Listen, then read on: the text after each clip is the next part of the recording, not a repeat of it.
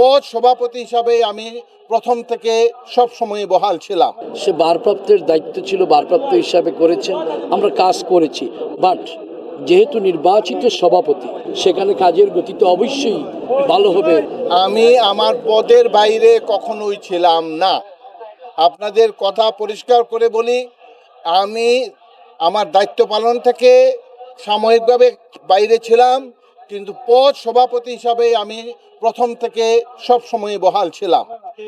দ্বিতীয়ত বিষয় হচ্ছে, আল্লাহ পাক বলেছেন ধৈর্য সবুর করলে বড় পুরস্কার আরও দেন। আমি আগের থেকে আমি মনে করি এখন আমাকে যে দেওয়া হয়েছে নিশ্চয়ই কোনো ভালোর কাজের জন্য আল্লাহ পাক এই 2 বছর আমাকে বিরত রেখেছেন, এবং আগামী দিনে নিশ্চয়ই আল্লাহ আমাকে আরও ভালোভাবে পুরস্কৃত করবেন, সেই বিশ্বাস, দৃঢ় বিশ্বাস আমার মধ্যে আছে। যেখানে নির্বাচনে 27টি ওয়ার্ড তাদের পছন্দের প্রেসিডেন্ট সেক্রেটারি বেছে নিয়েছিল, স্বাভাবিক কারণেই তো কাজের গতি এখন ভালো হবে, এটা তো আর বলার অবকাশ থাকে না। সে ভারপ্রাপ্তের দায়িত্ব ছিল, ভারপ্রাপ্ত হিসাবে করেছেন, আমরা কাজ করেছি।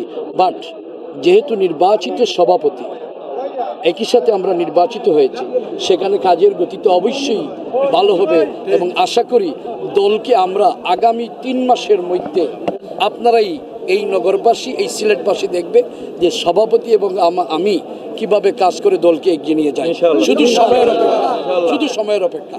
আমার সংগঠনের কাজ করে যাব, নেতাকর্মীদের সকলকে নিয়ে মাঠের আমার মূল কাজ হবে আমাদের সকল সংগঠনের সুবিধা অসুবিধা দেখা, মহানগর বিএনপির প্রতিটি ওয়ার্ড, প্রতিটি শাখা এবং প্রতিটি থানা কমিটির কার্যক্রমে সহযোগিতা করা, সাধারণ মানুষের সুবিধা অসুবিধা, যেহেতু আমি দায়িত্বপ্রাপ্ত, কাজে মানুষের সকল সাধারণ সুবিধা অসুবিধা বোঝা, জানা এবং সেই অনুযায়ী সর্বোত্তমভাবে আমি তাদের পাশে থেকে সহযোগিতা করা।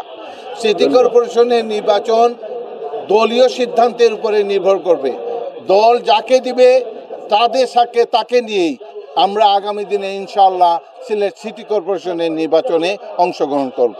আমাকে এই পদে আবার ফিরিয়ে আনার ব্যাপারে সিলেট 1 আসনের আমাদের মন্ত্রী মহোদয় সহ সিলেটের উভয় মন্ত্রী, আমাদের ছাত্রদল, যুবদল, শ্রমিক দল, স্বেচ্ছাসেবক দল, বিএনপির সকল পর্যায়ের নেতৃবৃন্দ, অঙ্গ সহযোগী সংগঠনের সকল নেতৃবৃন্দ যে অবস্থায় আছে, তারা আমার জন্য কেউ দোয়া করেছে, কেউ বিভিন্নভাবে চেষ্টা করেছে আমাকে আবার শপথে ফিরে আসার জন্য। তাদের সকলের ঐকান্তিক প্রচেষ্টায় আল্লাহ পাক আমাকে আবার এই জায়গায় নিয়ে এসেছেন। সিলেট মহানগর বিএনপির সকল নেতৃবৃন্দকে নিয়ে, অঙ্গ সংগঠনের সকল নেতৃবৃন্দকে নিয়ে আগামী দিনের আধুনিক বাংলাদেশ গঠনে আমাদের প্রাণপ্রিয় নেতা তারেক রহমান যে সকল কর্মসূচি নিচ্ছেন এবং সিলেটের গণমানুষের প্রত্যাশা পূরণে আমাদের সিলেট 1-এর মন্ত্রী জনাব খন্দকার আব্দুল মুক্তাদির সাহেব যে সকল কর্মসূচি নিচ্ছেন, সব কিছু আমরা সুষ্ঠুভাবে সততার সহিত জনসাধারণকে সকলকে নিয়ে বাস্তবায়নে আমরা সকলে নিয়োজিত থাকব। আমি প্রতিশ্রুতি দিচ্ছি, আমরা সকলেই আপনাদের সকল সহযোগিতায় আপনাদের সুখে দুঃখে পাশে থাকবো ইনশাআল্লাহ।